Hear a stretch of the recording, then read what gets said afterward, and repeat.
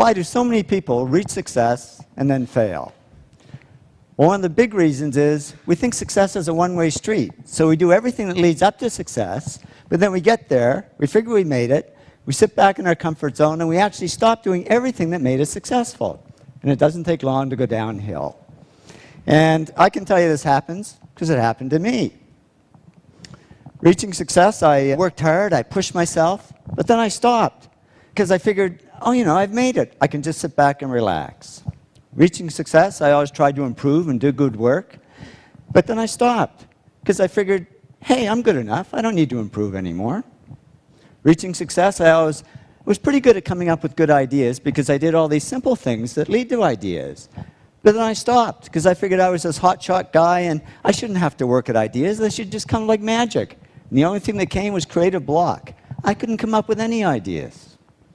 Reaching success, I always focused on clients and projects and ignored the money.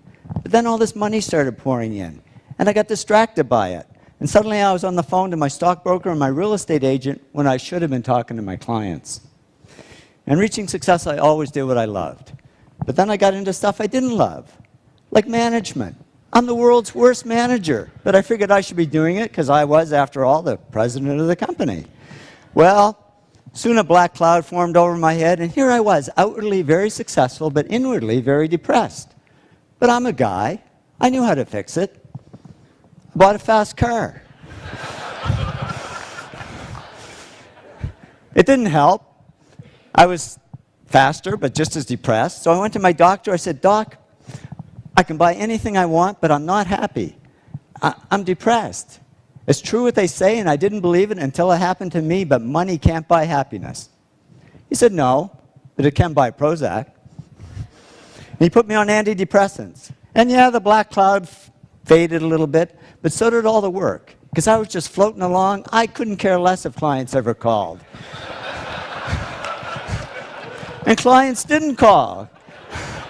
Because they could see I was no longer serving them, I was only serving myself. So they took their money and their projects to others who would serve them better.